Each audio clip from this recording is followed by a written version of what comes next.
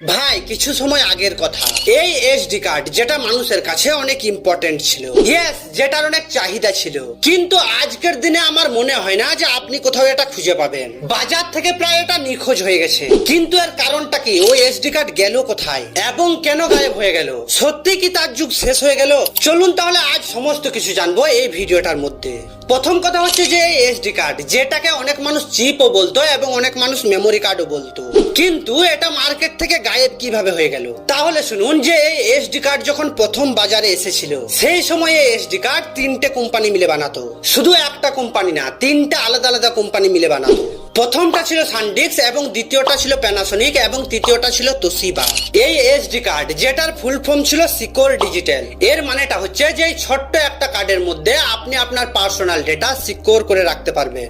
এবার আপনি শুনুন যে বাজারে যখন প্রথম এসডি কার্ড এসেছিল, তখন বাজারে এই সমস্ত ছোট ফোন ছিল এবং এই সমস্ত ছোট ফোন চলতো। আর এই সমস্ত ছোট ফোনগুলোর মধ্যে ইন্টারনাল স্টোরেজ একদম থাকতো না। আর এই সমস্ত ছোট ফোনগুলোর মধ্যে MP3 MP4 গান শুনতে হলে আপনাকে আলাদাভাবে এসডি কার্ড ব্যবহার করতে হতো। হ্যাঁ, এই জন্যই আপনাকে বাজার থেকে এসডি কার্ড কিনতে হতো। তো শুনুন তাহলে এবার আমি আপনাকে পারফেক্ট কারণটা বলবো যে এসডি কার্ড এই জেনারেশনে হারিয়ে গেল কেন এবং কেনই বা তাকে সরিয়ে দেওয়া হলো।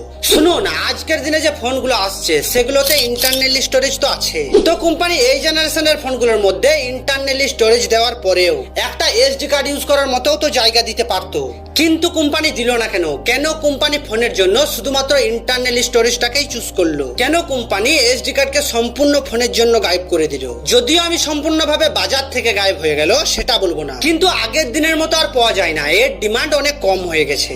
আপনারা সবাই জানেন যে এই ছোট্ট এসডি কার্ড, যেটাতে আমরা সবাই আমাদের পার্সোনাল ডেটা সিকিউর করে রাখতাম, অনেক ফটো ভিডিও যেগুলো অনেক পার্সোনাল হতো, কিন্তু ওটা ছোট তাই ওটা হারিয়ে যাওয়ার ভয়ও থাকতো এবং অনেক সময় অনেকজনের হারিয়েও গেছে।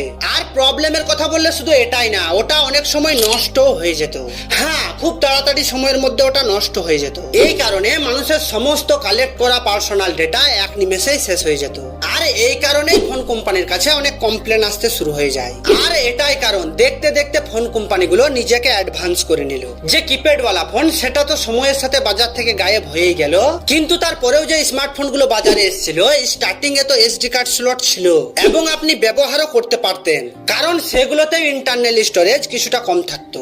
কিন্তু সেই স্মার্টফোন গুলোর প্রসেসর এই এসডি কার্ডের জন্য স্লো করছিল, মানে এসডি কার্ডের জন্য ফোন হ্যাং করতে শুরু করে দিয়েছিল।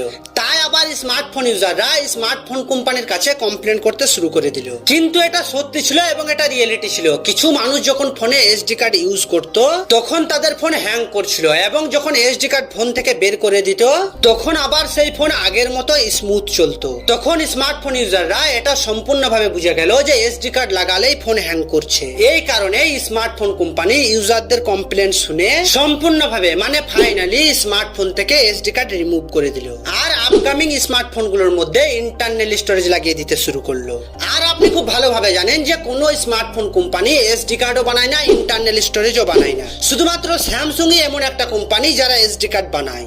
এইবার শুনুন, যে কোম্পানিগুলো এসডি কার্ড বানাতো সেই কোম্পানিগুলোর সাথে স্মার্টফোন কোম্পানি কন্ট্যাক্ট করা শুরু করলো এবং এসডি কার্ড কোম্পানিকে বললো আপনারা আমাদেরকে ইন্টারনাল স্টোরেজ বানিয়ে দিন। হ্যাঁ, আমরা আপনাদের থেকে ইন্টারনাল স্টোরেজ কিনে নেব, কারণ আমরা এখন আমাদের সমস্ত ফোনে ইন্টারনাল স্টোরেজ ইনপুট করব, যাতে করে না কখনো এসডি কার্ড হারিয়ে যাওয়ার ভয় থাকবে, না কখনো নষ্ট হয়ে যাওয়ার ভয় থাকবে। কেননা ইন্টারনাল স্টোরেজের মধ্যে মানুষ খুব সুন্দরভাবে এবং নিশ্চিন্তে তার সমস্ত পার্সোনাল ডেটা সিকিউর করে রাখবে। হ্যাঁ, ইন্টারনাল স্টোরেজের মধ্যে আপনার সমস্ত পার্সোনাল ডেটা কখনোই হারিয়ে যাওয়ার ভয় থাকবে না। আবার স্মার্টফোন কোম্পানি আপনাকে এক্সট্রা বেনিফিটও দিচ্ছে, যেমন আইক্লাউড, গুগল ড্রাইভ, এর মধ্যেও আপনি আপনার সমস্ত ডেটা সিকিউর করে রাখতে পারবেন এবং সেগুলো আপনি আপনার প্রয়োজনে যখন তখন ব্যবহারও করতে পারবেন। আর বর্তমান সময়ে মানুষ এখন এসডি কার্ড পছন্দই করে না। হ্যাঁ, মানুষ ইন্টারনাল স্টোরেজের দিকে বেশি সুইচ হয়ে যাচ্ছে, কেননা মানুষের তখন MP3 MP4 সং স্টোর করার প্রয়োজনই পড়ে না। রিজন, আপনি প্রতিদিন 1.5 GB ডেটা পাচ্ছেন, 2 GB ডেটা পাচ্ছেন। আপনার যখন যে গানটা শুনতে ইচ্ছে করবে আপনি তো ইউটিউব থেকে সার্চ করে শুনে নেবেন, তাহলে স্টোর করে করে রাখার দরকারটা কি? এক্সট্রা ঝামেলা নিয়ে আপনি কি করবেন? আবার আপনি খুব ভালোভাবে জানেন যে বর্তমান সময়ে স্মার্টফোন কোম্পানি দিনের পর দিন নিজেকে ডেভেলপ করছে। স্মার্টফোন কোম্পানি স্মার্টফোনের মধ্যে ইন্টারনাল স্টোরেজ 100 থেকে 200 জিবি পর্যন্ত দিয়ে দিচ্ছে। কারণ স্মার্টফোন কোম্পানি আগেই ভেবে দেখে নিয়েছে যে এসডি কার্ডের থেকে আমরা যদি ইন্টারনাল স্টোরেজ ইনপুট করে দিই তাহলে আমাদের লাভটা অনেক বেশি হবে। তাহলে এবার শুনুন যে কিভাবে SD card company internal storage বানালে বেশি লাভ করবে এসডি কার্ডের তুলনায়। তাহলে এবার শুনে নিন যে এসডি কার্ড কোম্পানি যখন এসডি কার্ড বানাতো তখন তার সবাই পারচেস করতো না। হ্যাঁ, সবারই কিন্তু এসডি কার্ড প্রয়োজন হতো না, তাই কোম্পানির সমস্ত এসডি কার্ড বিক্রিও হতো না। কিন্তু স্মার্টফোন কোম্পানি যখন এসডি কার্ড কোম্পানির সাথে জয়েন করলো তখন তাদের সমস্ত ইন্টারনাল স্টোরেজ বিক্রি হয়ে যাবে। কারণটা হচ্ছে যে আপনাকে তো আলাদাভাবে ইন্টারনাল স্টোরেজ কিনে লাগাতে হবে না, আগের থেকেই সেটা ফোনের মধ্যে ইনপুট থাকবে। তাহলে সোজা হিসাব যে যত স্মার্টফোন বিক্রি হবে তত ইন্টারনাল স্টোরেজও বিক্রি হবে। আচ্ছা, এবার একটা কথা ভেবে দেখুন তো, যখন আপনি বাজার থেকে একটা এসডি কার্ড কিনতেন তখন সেটার দাম কত ছিল? খুব বেশি হলে 250 থেকে 300 টাকার মধ্যে। কিন্তু আজকের দিনে স্মার্টফোন কোম্পানি একটু ইন্টারনাল স্টোরেজ বাড়িয়েই 3 থেকে 4,000 টাকা নিয়ে নিচ্ছে। আবার যদি আরো একটু বাড়িয়ে দেয় তাহলে আপনার কাছে 9 থেকে 10,000 টাকা নিয়ে নেবে। এবার আপনি নিজেই ভেবে দেখুন তো, আজ থেকে 10 বছর আগে একটা এসডি কার্ড কিনতে হলে আপনাকে 250 থেকে 300 টাকা দিতে হতো, আর আজকের দিনে আপনাকে সেই এসডি কার্ড কিনতে হলে লগভগ 4 থেকে 5,000 টাকা বেশি দিতে হচ্ছে। তাহলে এবার আপনি বুঝলেন তো যে এসডি কার্ড কোম্পানি এবং স্মার্টফোন কোম্পানি কিভাবে আগের তুলনায় বেশি বেশি লাভ করছে। কিন্তু হ্যাঁ, সব থেকে বড় প্লাস পয়েন্ট হচ্ছে যে ইন্টারনাল স্টোরেজ কখনো খারাপ হবে না এবং কখনো হারিয়ে যাবে না। ফোনটা যদি আপনার থেকে হারিয়ে না যায় তাহলে আপনার সমস্ত পার্সোনাল ডেটা সারা জীবন স্টোর হয়ে থেকে যাবে।